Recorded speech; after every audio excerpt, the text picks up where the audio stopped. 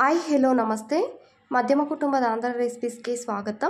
ನಾನಿವತ್ತು ಪೆಸರಟ್ಟನ್ನು ಯಾವ ರೀತಿ ಮಾಡೋದಂತ ತೋರಿಸ್ತೀನಿ. ತುಂಬಾ ರುಚಿಕರವಾಗಿರುತ್ತೆ, ಹಾಗೆಯೇ one of the best breakfast ಅಂತಲೇ ಹೇಳ್ಬೋದು. ಯಾವ ರೀತಿ ಮಾಡೋದು ಅಂತ ನೋಡೋಣ ಬನ್ನಿ. ಮೊದಲು ನಾನಿಲ್ಲಿ ಒಂದು ಅರ್ಧ ಕಪ್ನಷ್ಟು ಹೆಸರು ಕಾಳನ್ನು ತಗೊಂಡಿದ್ದೀನಿ. ಇವಾಗ ನೋಡಿ, ನಾನು ತಗೊಳ್ಳೋ ಕ್ವಾಂಟಿಟಿ ಬಂದು 4ರಿಂದ 5 ಪೆಸರಟ್ಟಾಗುತ್ತೆ.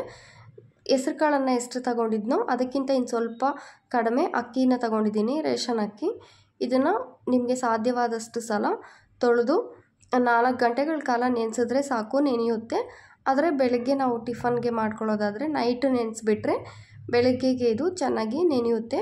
ನಾನಿವಾಗ ನೋಡಿ, ಹೆಸರು ಕಾಳು ಅಕ್ಕಿ ಮುಳುಗೋವರೆಗೂ ನೀರನ್ನು ಹಾಕ್ಬಿಟ್ಟು ನೈಟ್ ಫುಲ್ ನೆನೆಸಿದ್ದೆ. ಮಾರ್ನಿಂಗು ಈ ರೀತಿ ನೀರನ್ನೆಲ್ಲ ಚೆಲ್ಬಿಟ್ಟು ತಗೊಂಡಿದ್ದೀನಿ. ಈ ರೀತಿ ಚೆನ್ನಾಗಿ ನೆಂದಿರಬೇಕು. ಇವಾಗ ಇದನ್ನು ಮಿಕ್ಸಿ ಜಾರಲ್ಲಿ ಹಾಕ್ಕೊಳ್ಳೋಣ. ನೀವು ರೈಸನ್ನು ಅಕ್ಕಿನ ಸ್ಕಿಪ್ ಮಾಡಿಬಿಟ್ಟು ಬರೀ ಹೆಸರು ಕಾಳಲ್ಲಿ ಕೂಡ ಮಾಡ್ಕೋಬೋದು. ಆದರೆ ಅಕ್ಕಿ ಸ್ವಲ್ಪ ಹಾಕೋದ್ರಿಂದ ಟೇಸ್ಟು ಚೆನ್ನಾಗಿರುತ್ತೆ ಈ ಪೆಸರಟ್ಟಿಗೆ.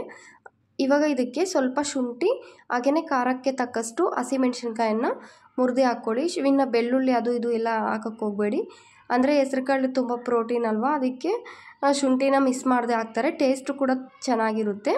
ಇವಾಗ ಇದಕ್ಕೆ ರುಚಿಗೆ ತಕ್ಕಷ್ಟು ಸಾಲ್ಟನ್ನು ಹಾಕ್ಬಿಟ್ಟು ನೀರನ್ನು ಹಾಕದೇ ನುಣ್ಣಗೆ ರುಬ್ಕೋಬೇಕು. ಅಕ್ಕಿನ ಹಾಕಿರ್ತೀವಲ್ವ, ಅದಕ್ಕೆ ಆದಷ್ಟು ನುಣ್ಣಕ್ಕೆ ಈ ದೋಸೆ ಬ್ಯಾಟರ್ ಥರ ರುಬ್ಕೋಬೇಕು. ಇವಾಗ ನೋಡಿ, ನಾನು ಈ ರೀತಿ ಚೆನ್ನಾಗಿ ನೀರು ಹಾಕ್ದೇ ರುಬ್ಕೊಂಬಂದಿದ್ದೀನಲ್ವ, ಮಿಕ್ಸಿ ಜಾರಲ್ಲಿ ಸ್ವಲ್ಪ ನೀರನ್ನು ಹಾಕ್ಬಿಟ್ಟು ದೋಸೆ ಹಿಟ್ಟಿನ ಬ್ಯಾಟರ್ ಯಾವ ರೀತಿ ಇರುತ್ತೆ ಆ ರೀತಿ ನಾವು ಇದನ್ನು ಕಲಿಸ್ಕೋಬೇಕು. ಆಂಧ್ರದಲ್ಲಿ ಪೆಸರಟ್ಟು ಅಂತ ಯಾಕೆ ಕರೀತಾರಂದರೆ, ಅಟ್ಟು ಅಂದರೆ ದೋಸೆ, ಪೆಸರ್ಲು ಅಂದರೆ ಪೆಸಲು ಅಂದರೆ ಹೆಸರು ಕಾಳು, ಅದಕ್ಕೆ ಪೆಸರ ಅಟ್ಟು ಅಂತಾರೆ. ನಾವು ಹೆಸರು ಕಾಳು ದೋಸೆ ಅಂತಲೂ ಅನ್ಬೋದು. ಈ ರೀತಿ ಇರಬೇಕು ಹಿಟ್ಟು. ನೋಡಿ, ಇವಾಗ ಮಿಸ್ ಮಾಡದೆ ಕ್ಯಾರೆಟ್ ತುರಿ, ಹಾಗೆಯೇ ಈರುಳ್ಳಿ, ಕೊತ್ತಂಬರಿ, ಜೀರಿಗೆ ಇಷ್ಟನ್ನು ರೆಡಿ ಮಾಡಿ ಇಟ್ಕೊಳ್ಳಿ ಪೆಸರಟ್ಟು ಹಾಕ್ಕೊಳ್ಳೋಕೆ ಮುಂಚೆ. ಇವಾಗ ನಾನು ದೋಸೆ ತವನ ಬಿಸಿ ಮಾಡೋಕ್ಕೆ ಇಟ್ಟಿದ್ದೆ. ಚೆನ್ನಾಗಿ ಬಿಸಿ ಆಗಿರಬೇಕು ದೋಸೆ ತವ. ನಾವು ಒಂದೊಂದು ಸಲ ಮಾಮೂಲಿ ದೋಸೆ ಹಾಕಿದಾಗ ಹಾಳಾಗಿಬಿಡುತ್ತೆ, ಆದರೆ ಈ ಪೆಸರಟ್ಟು ಮಾತ್ರ ನೀವು ಯಾವ ತವ ಮೇಲೆ ಹಾಕಿದ್ರೂ ಕೂಡ ಹಾಳಾಗೋದಿಲ್ಲ. ತುಂಬ ಅಂದರೆ ತುಂಬ ಟೇಸ್ಟಿಯಾಗೂ ಇರುತ್ತೆ, ಚೆನ್ನಾಗೂ ಬರುತ್ತೆ. ಇವಾಗ ಇದ್ರ ಮೇಲೆ ಒಂದು ಸೌಟು ಹಿಟ್ಟನ್ನು ಹಾಕ್ಬಿಟ್ಟು ನಿಮ್ಗೆ ಎಷ್ಟು ಸಾಧ್ಯವಾದರೆ ಅಷ್ಟು ಅಗಲವಾಗಿ ದೋಸೆನ ಸ್ಪ್ರೆಡ್ ಮಾಡ್ಕೊಳ್ಳಿ. ಆದಷ್ಟು ತೆಳ್ಳಗೆ ಹಾಕ್ಕೊಂಡ್ರೆ ಈ ದೋಸೆ ಕ್ರಿಸ್ಪಿಯಾಗಿ ಚೆನ್ನಾಗಿ ಬರುತ್ತೆ.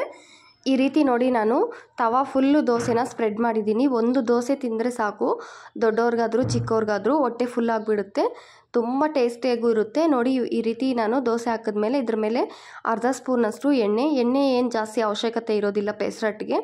ಸ್ವಲ್ಪ ಈರುಳ್ಳಿನ ಈ ರೀತಿ ಹಾಕ್ತಿದ್ದೀನಿ, ಹಾಗೆಯೇ ಸ್ವಲ್ಪ ಜೀರಿಗೆ, ಕ್ಯಾರೆಟ್ ತುರಿ, ಕೊತ್ತಂಬರಿನ ಹಾಕ್ಬಿಟ್ಟು ನಿಮ್ಗೆ ಬೇಕಿದ್ದರೆ ಕಡಲೆ ಬೀಜ ಇಲ್ಲಾಂದರೆ ಗೋಡಂಬಿನ ಕೂಡ ರೋಸ್ಟ್ ಮಾಡಿ ಹಾಕ್ಕೊಂಡ್ರೆ ತುಂಬ ಚೆನ್ನಾಗಿರುತ್ತೆ. ಮಸಾಲೆ ದೋಸೆಗಿಂತ ತುಂಬ ಬೆಸ್ಟು ಹೆಲ್ದಿ ಬ್ರೇಕ್ಫಾಸ್ಟ್ ಅಂತ ಹೇಳ್ಬೋದು, ಟೇಸ್ಟಲ್ಲೂ ಎಲ್ಲದರಲ್ಲೂ ಕೂಡ. ಇವಾಗ ನೋಡಿ, ಇದನ್ನು ನಮಗೆ ಪರ್ಫೆಕ್ಟಾಗಿ ಬೆಂದಿದೆ, ಅದಕ್ಕೆ ನಾನು ಟರ್ನ್ ಮಾಡ್ತಿಲ್ಲ. ಇದನ್ನು ಸರ್ವ್ ಮಾಡ್ಕೋಬೋದು. ಇವಾಗ ಒಂದೇ ಒಂದು ತಿನ್ನಿ ಸಾಕು, ತುಂಬ ಟೇಸ್ಟಿಯಾಗಿರುತ್ತೆ. ಇದನ್ನು ಶುಂಠಿ ಚಟ್ನಿ ಜೊತೆ ತಿಂದರೆ ಮಾತ್ರ ನಿಮಗೆ ಈ ಪೆಸರಟ್ಟು ಇಷ್ಟು ಟೇಸ್ಟಿಯಾಗಿರುತ್ತಾ ಅಂತ ಗೊತ್ತಾಗುತ್ತೆ. ಇಷ್ಟ ಆಗಿದ್ದರೆ ಲೈಕ್ ಮಾಡಿ, ನಿಮ್ಮ ಫ್ರೆಂಡ್ಸ್ಗೂ ಫ್ಯಾಮ್ಲಿಗೂ ಶೇರ್ ಮಾಡಿ.